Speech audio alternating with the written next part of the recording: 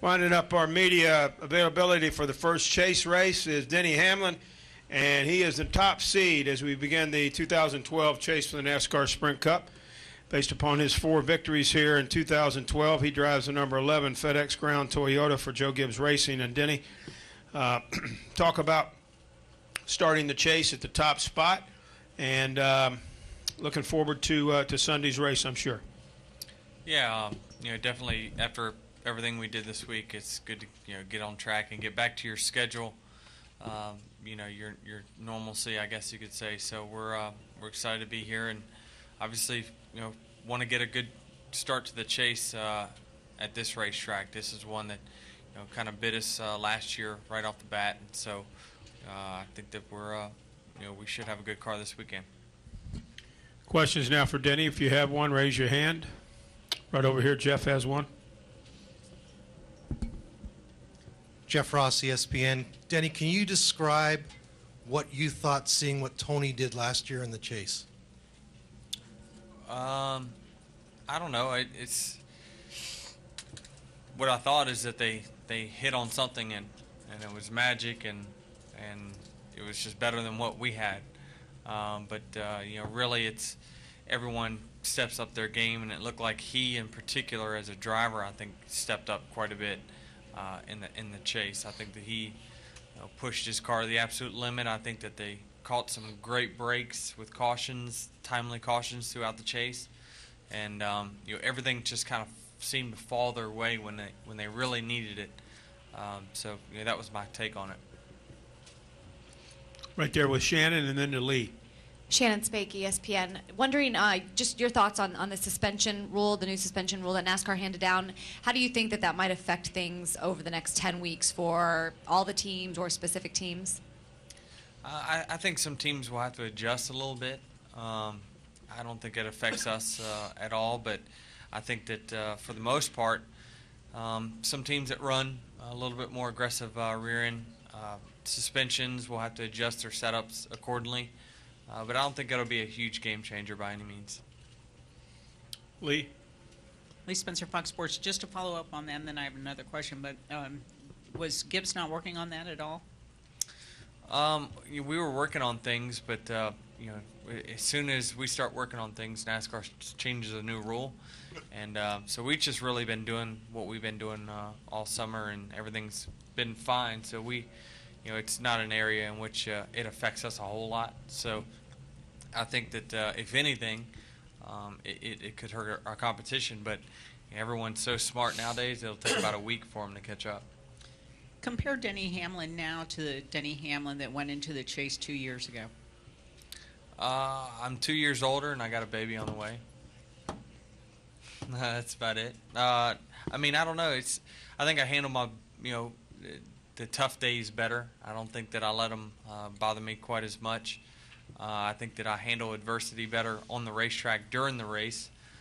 Other than that, I don't know. I think that I've got more confidence, behind the wheel. I had a lot of confidence then, but I know it's exactly what I need out of my race car now.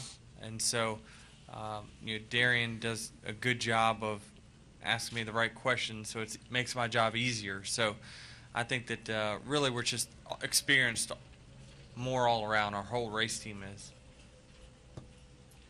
Other questions for Denny?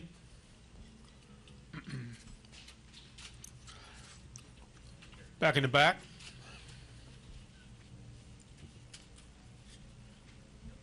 Jason Nelson, NASCAR Productions. Denny, can you talk about the next couple of races after Chicago, going to Loudon and Dover?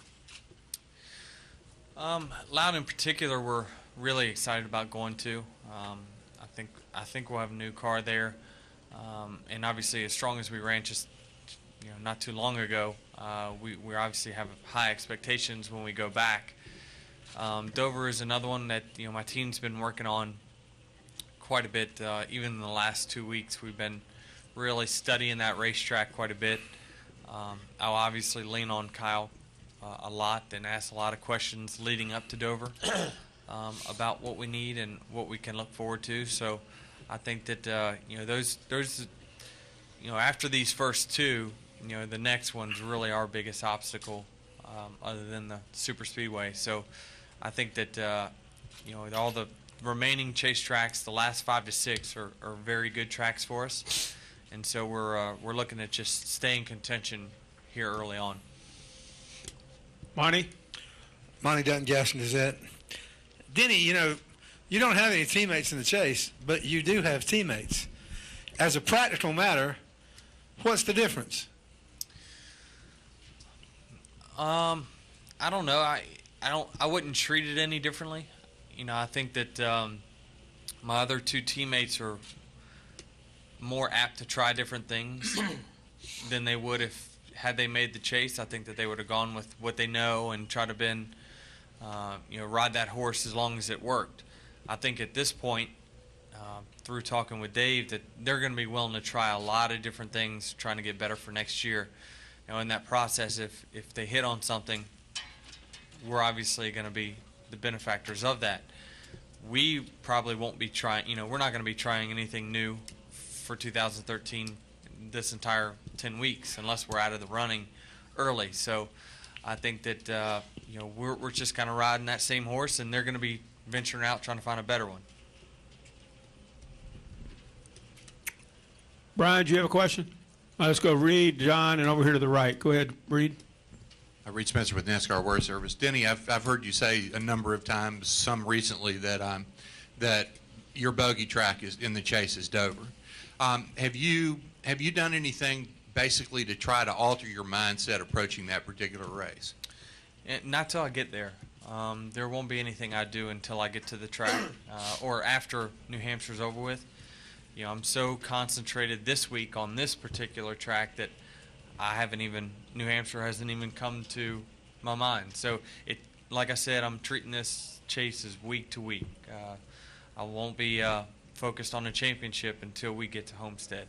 Then I'll see where it shakes out. So, when I get to Dover, we'll work on that one, and I know my team is spending more time on it than they are other chase tracks at this time. Over here, John. John Reyes Broadcasting, Chicago. Denny, you just said unless you're out of the running early, where do you put that position? How many races do you, depending on how it's playing out with everyone?